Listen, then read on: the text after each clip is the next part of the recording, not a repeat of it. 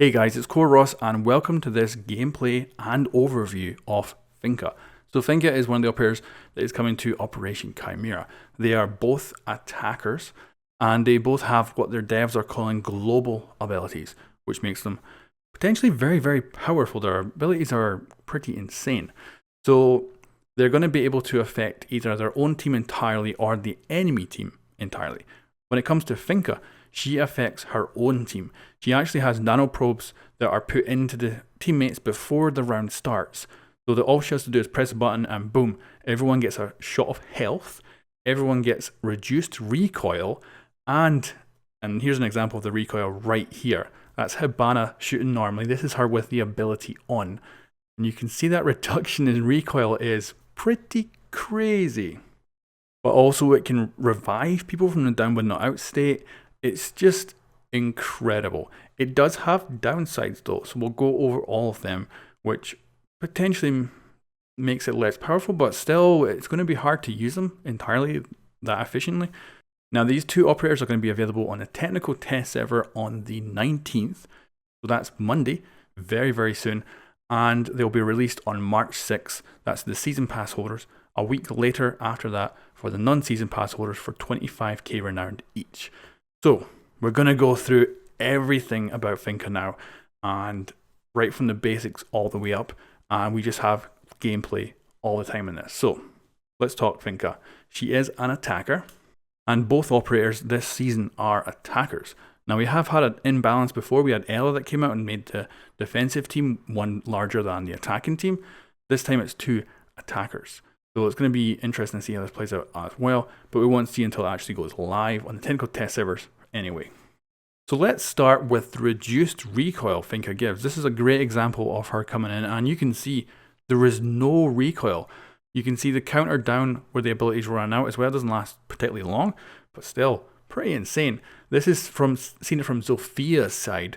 So she's actually attacking the objective with the ability on. She's got 120 health, reduced recoil. It's incredible. Now, she can only use this ability twice, but she can get people up with it. So Glass just fell off the roof there. He got revived by her ability. There's no range on that, so she can be on the other side of the map and revive someone, which is crazy. She's a 2 armor and 2 speed operator, which makes her a pretty balanced choice, really. And I don't see that many downsides to her. Like, she's got a decent weapon, she's not too slow, she's got a really fun ability that you don't have to think too much about. You just got to push a button, activate it. Maybe you can only do it twice, but still, that could save the round. You could save someone from getting interrogated by reviving them before Cav gets them. So it's incredible. So her loadout is very interesting. It's the Russian weaponry, but also her brand new spear, which is the assault rifle she's getting. And it seems to be pretty cool. Now, it does show a NATO's holographic sight on her gun there, but actually she only can use Russian optics. So if you're not a fan of the Russian ACOG or any of the Russian sights, you're going to be pretty disappointed because she can only use Russian optics. Now, there are counters and buffs. The concussion mine of Ella is actually less effective when Finka's ability is activated. That's for everybody on the team. So if someone has this buff on, they can actually get through, and you can see here how little it actually affects. And that Ella effect basically didn't last any time at all. She's also got a reduced effect against flashbangs, which means you can use the flashbangs a bit more aggressively by actually getting in there when they go off. Because when the ability is activated, again, this is for your entire team, it means that the flashes are actually reduced. So you do still get a flash effect, but you can see a lot easier than normal. Now the counters, well, we have Smoke. So Smoke's ability will actually hurt her more. Now she's wearing a biohazard suit, but actually she doesn't actually wear the mask in multiplayer. And because her kind of nanoprobes improve your breathing and everything, it means you actually take more damage from the smokes. The same thing for Pulse. Because your heart is beating faster, he can actually detect you further away. I don't think that's going to be much of a big bonus for Pulse, really, but it is still usable.